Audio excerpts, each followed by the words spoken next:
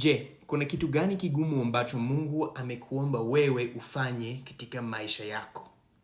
Pengine unakuwa unaomba na unahisi kwamba kuna kitu ambacho Mungu amekuandalia na anataka ukifanye. Na labda unaanza kusita. Unasema, mimi siwezi kufanya hivyo. Ni kitu kigumu.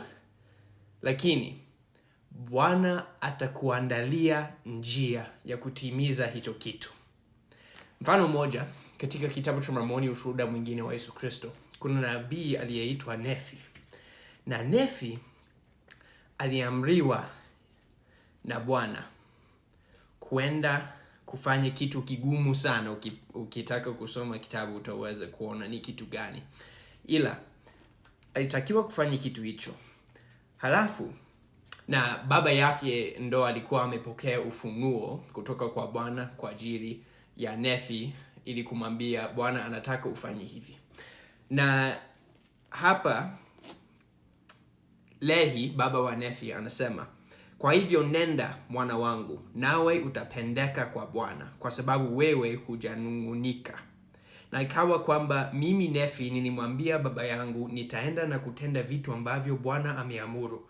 Kwani ninajua kwamba Bwana hatoi amri kwa watoto wa watu isipokuwa awatayarishie njia ya kutimiza kitu ambacho amewaamuru. Kwa hiyo kile kitu ambacho Bwana amekuamuru ukifanye, Mungu atakubariki, atakusaidia ili utaweza. Hata na mimi kuna vitu katika maisha yangu sasa hivi ambavyo nimekuwa navifikiria, nimesita kidogo, lakini ninajitahidi kuendelea mbele kwa sababu unajua baraka za Mungu ijapokuwa hazionekani wakati mwingine hazionekani, zipo na zipo kuu kuliko baraka zote zingine ambazo dunia inaweza kutupatia. Asante sana, nashiriki haya yote katika jina la Bwana wetu Yesu Kristo. Amina.